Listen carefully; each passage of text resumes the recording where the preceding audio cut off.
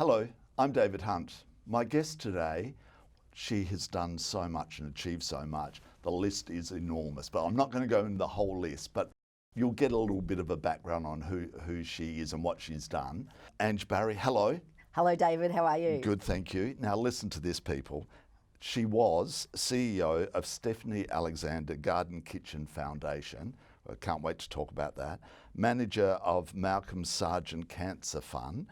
And also before that, Plenty Valley FM, GM there. But your new role is CEO of Joy 94.9. It is, David, and I feel really honoured to take this role. Joy is such a creative organisation that is powered by so many passionate people. Yep. Most of them volunteers by a long shot, 99.9% you might say, of the team. We'll come back to Joy. Yep. Let's start off with you as a kid. Yeah, what were you like? Were you a troublemaker, hellraiser? Yes, you bet. I'm the youngest of 7 children. 7, whoa. Yeah, absolutely. So as you can imagine, there's a bit of parenting fatigue by the time you get to number 7. So and also, mum and dad are slacking off a bit. Like, I'm sure your older siblings tell you that. They say I had it good. I'm like, I'm not sure about that, but we'll let that one slide. I was really fortunate to grow up where mum and dad actually still live now, which is in Heidelberg. Oh, okay. And nice part of the world. Nice part of the world, but we're right near the Yarra River and the Warringal Parklands. So that was our backyard. So we were wild. I was wild. I had long, long hair that nobody was allowed to brush. My siblings called me Cousin Ish. And we would run down to the river and literally fish, catch redfin and trout. Whoa. We'd play in the park. And, as a neighbourhood of children, we'd all just get together and spend the whole day until we were hungry. We'd spend the whole day out playing, and I loved it. When did you realise that maybe I'm a little bit different to the other kids? Did you realise that at a younger age, or did it come much later? At a really young age, Okay. a very young age, I realised that I liked to do the fun things that boys did.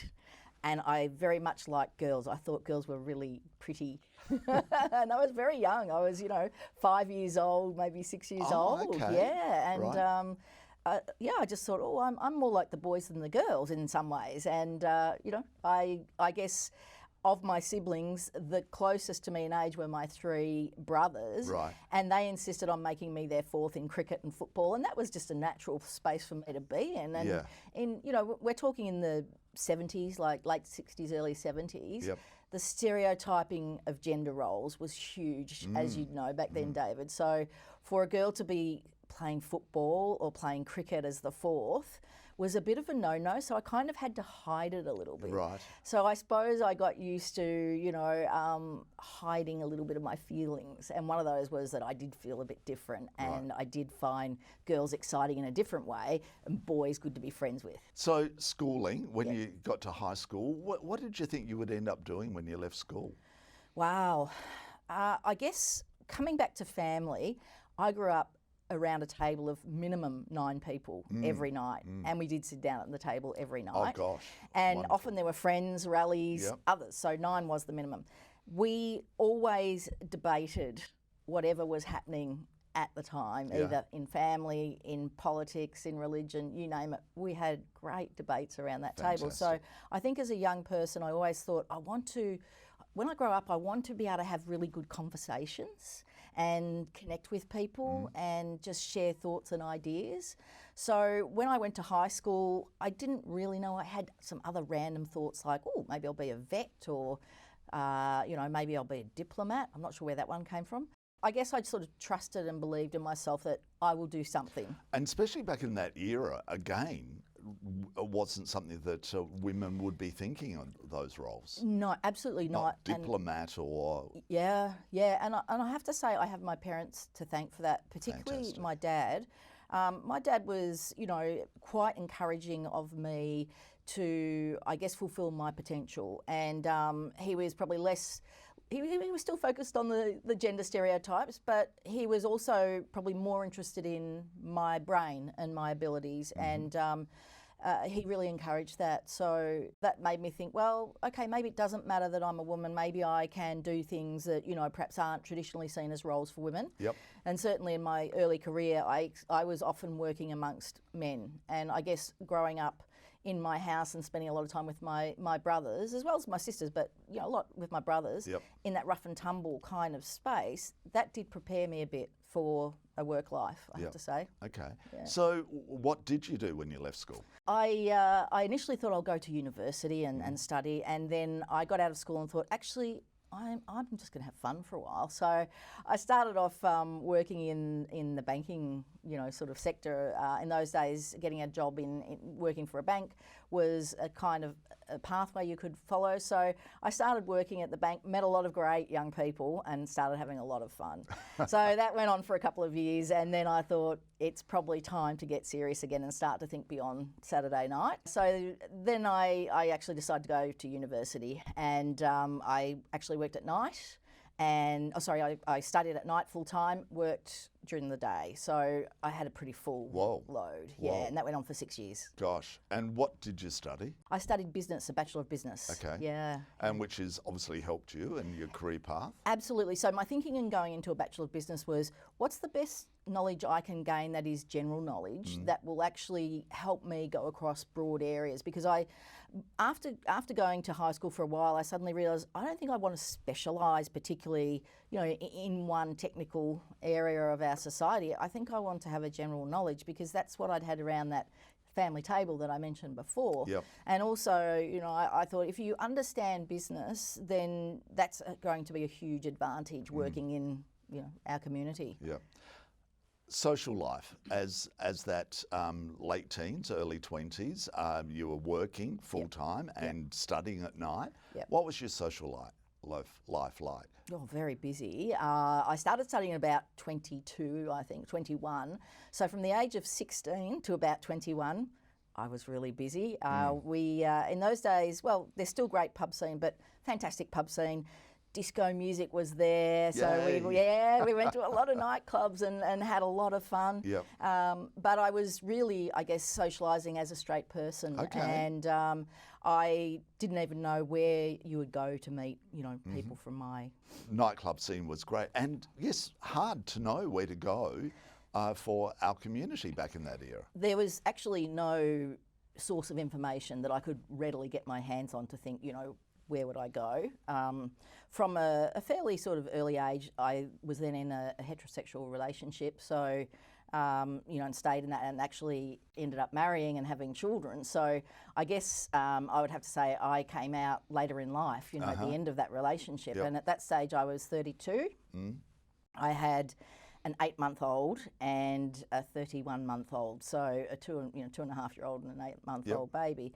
And even then it was really difficult, because I guess I felt, well, this is my opportunity to explore my sexuality and I really want to. But hard with a couple of young kids. Absolutely, absolutely. My hands were completely full with the children. Yep. But I had great support, and my ex-partner was having the children every second weekend, so there was a chance for a break, which was really important when, parenting is such an intense experience at that stage. Yep. So that was really important. But yeah, it was really difficult to know, okay, well, who do I talk to? And I think perhaps living in the suburbs, I was living in, in the northeastern suburbs, there wasn't necessarily a lot of resource groups there that I could also consult with. So luckily the internet was starting to develop, and I explored through the internet. And so did you start going to bars on particular nights, or how did you start mixing with other women? We're talking the mid to late 90s, and I had what you'd probably consider an archaic computer now, but back then,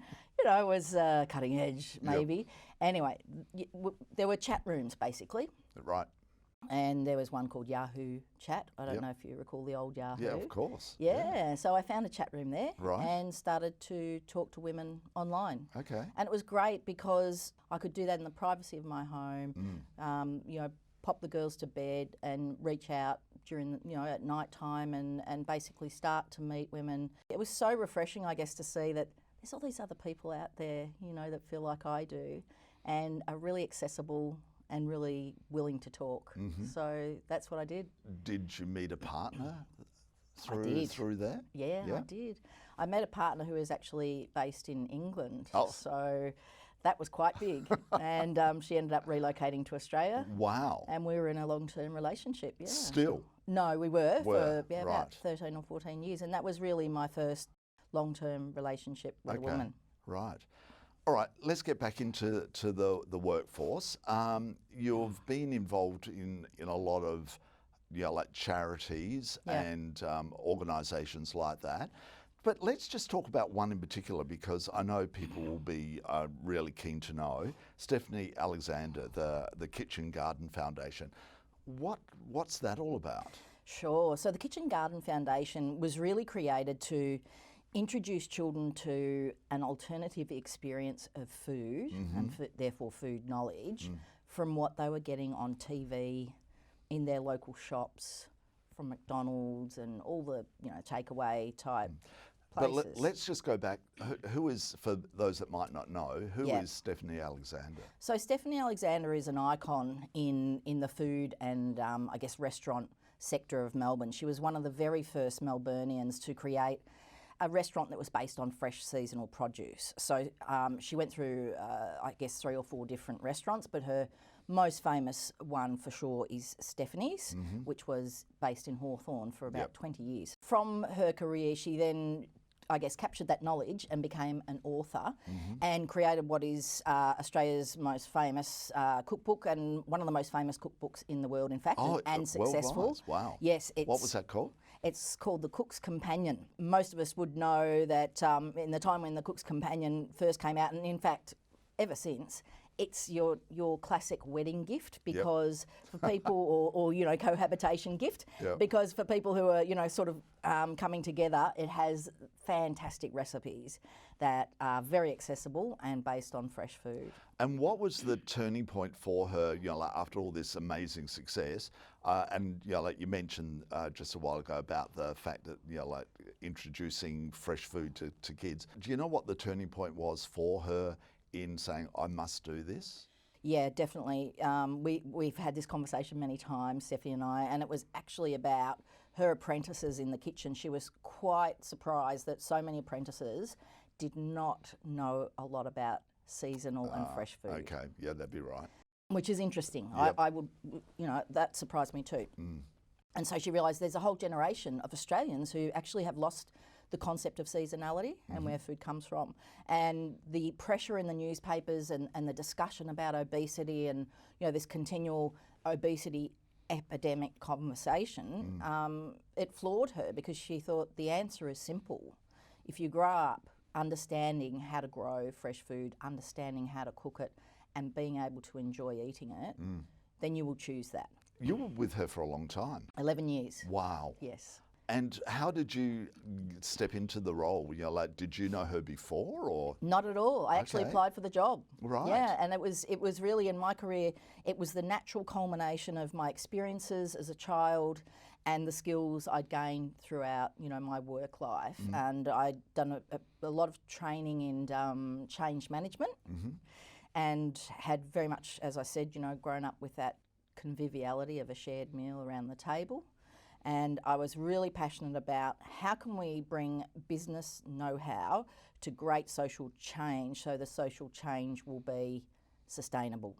And so my work with Stephanie was really starting at, okay, let's capture the knowledge of the program, because the program itself had been running for 5 years. Let's capture that knowledge. Let's share that knowledge. Let's work with government to embed the knowledge in the curriculum so we end up doing ourselves out of a job. And that's the journey. The foundation is still on that journey, but we took one program and turned that into 1,700 across Australia. Whoa. We worked globally with organisations. I worked with Jamie Oliver's organisation in America and lots of different government groups and not-for-profit groups across the globe, mentoring them, I guess, as to how they could do a similar program. Wow. And really the secret was bringing the government's agenda together, because we were talking about education, as in schools, and health, and how you marry the two. Through that time, you were in that long-term relationship with your partner from England. When that finished, what happened? Yeah, that was a major life change for me. And your kids would have been getting older by then? The kids were getting older, yes. And I actually had a motorbike accident. So a lot of things happened at the end of that relationship. Moved house. Yeah. And then I decided I need a break as far as relationship goes, and I need to take some time just to regroup a bit. That theory of every 7 years we evolve. Definitely, that was an evolution point. So much change. So I guess I focused on my children and nursing them through the family breakup, which was difficult, and just slowly but surely, with the love of friends and family. And the girls absolutely started to regroup and recover, and eventually get back to the space where I was happy and able to go into another relationship. And so I started dating women, and it was lovely. It was really lovely, and then I met a woman, and we're together now. Oh, and, excellent! Yeah, How long? She's beautiful. 5 years. Right. Yeah. And what's her name? Lauren. Lauren. Yeah. Oh, lovely. Yeah. And how old are your kids now? 24 and 21. Well, nearly 24. Sky was born on Boxing Day, so she's 23 and... Right. Do either of them live with you? Hope, my younger daughter, she lives with me. She studies and works part-time, so she's living with us at the moment. Sky has a bedroom with us, but she works on a cruise ship and travels around the Bahamas, from Florida to the Bahamas. Life is so tough for some people, isn't it? So we have a bedroom at home that is a temple to Sky. Right. Effectively, because she's home 10 days of the year. 10 days. Yep, that's it. And how long has she been doing? She's been doing that now for about two and a half, nearly 3 years. Okay, and she can see it going for a little bit longer? She's loving it. I could imagine. Yeah, she absolutely adores it. She has a partner that she's met on the ship, so... And what does she do on the ship? Yeah, well, it's interesting. She started as a makeup artist, and she was working in a boutique where they would basically, parents would bring in their children and they would convert them into pirates or princesses, that sort of thing. Yep. So Sky was doing the makeup artistry and the costume work. She's now been recruited by Tiffany to establish a Tiffany store on board the cruise ship, and that's now up and running. So she's managing the Tiffany store. Oh, how brilliant. Yeah. That's great. Yeah. Now, you were involved in a small community radio station there at one stage. Which one was it again? Plenty Valley FM, 88.6. Right, okay. So all of a sudden, you're not with Stephanie anymore, and all of a sudden here you are at Joy 94.9. Why would you take on a role with a station like Joy, where it's this very big community radio station here in Melbourne? That's rolling along. There's so many obstacles along the way. Sure. Why would you do this to yourself? A couple of reasons. I'm really passionate about, firstly, music. I grew up being the youngest of 7 siblings. You can imagine the music I grew up with in the late 60s, early 70s. Yeah. Fantastic. Yeah. From my opinion, some of the best music in history. Yep. Songs of the protest era, all that sort of thing. So I had a passion for music from a very young age. My mum can sing and has a beautiful voice, so she would sing, and that really... And so therefore you would have probably known older songs as well. Oh, which absolutely. is a good thing. Yeah, absolutely. I guess growing up in a big family, you like a team, you like a community. So I was always surrounded by community, or it felt like it. And working in the space with Stephanie, that was absolutely about social change. We've made a big change in Australia and influenced change in the world. Coming to Joy is sort of bringing some loves back together. And I can see that Joy, like Plenty Valley FM, needs that change to becoming self-sustaining. So for me, it's a bit of a no-brainer. And I think that we can make some fantastic things happen for Joy to enable it to continue into the future. Let's give it a go. Were you shocked when you stepped into the role? Yes, a little bit. I guess, like a lot of community organisations, Joy is really needing to make that transition. The other point is that it's done some amazing things in the 26 years it's been around, with all the highs and lows, and it's mostly around money, because it costs so much money to run a radio station. Pretty much everyone is a volunteer that's on air. That's right. Joy has achieved a huge amount of success, but it needs that stability, doesn't it? It does, and I say about needing to transition not in any way to minimise the past, because what an amazing brand Joy is, a phenomenal brand, and that only comes from great work and nearly 26 years of great work. Like, wow, it's a gem of the community. I guess I had seen some of the the news around Joy, and I thought perhaps I can bring something to the organisation from my experience and skills that will help give some stability, but also create a direction moving forward that includes ways where Joy can use its beautiful assets, which are its people and its equipment and its history, to actually make a more inclusive Australia and earn some money to keep it on air. Yep. So is there one thing that you would like to achieve that it might be, you know, like 2 or 3 years or maybe 6 months? I want to see Joy move to it already is, but definitely move into the space of a multimedia, multi-platform organisation that continues to generate the excellent content that it already is generating, but also that content is shared even further to a greater audience. So I know that sounds a bit general, but I think it's really important to work with the Joy community on how we do that. But some examples might be exactly what we're doing right now, you know, working with Bent TV, looking at the podcasting work, which is amazing that Joy does, working with workplaces, doing more events, you know, really getting ourselves out there and teaching the Australian community what it is about our community that, you know, can make us all more inclusive and more, you know, working together. And the wonderful thing about Joy is, because I've been involved for quite a few years, is that how it's reached the broader community of Melbourne. I'm amazed on how many people do listen to it, not just from our community, from the broader community, and love it. And love it, absolutely. 500,000 people a month, over 500,000 people a month are listening to Joy. That's phenomenal. That's phenomenal. And I think the role that Joy plays for the broader Australian community is we're so positive.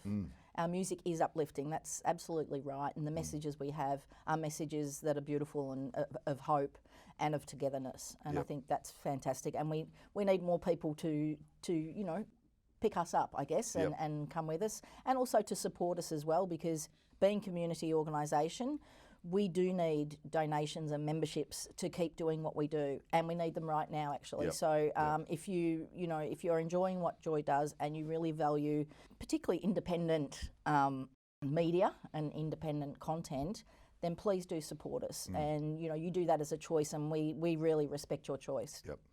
Ange Barry, it's been an absolute treat talking to you, because you're my boss, and we're a team.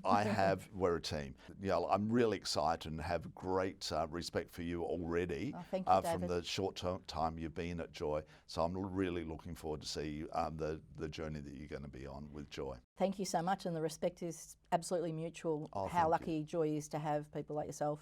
Thank you. Very lucky. Thank you. I'm David Hunt. We'll see you soon.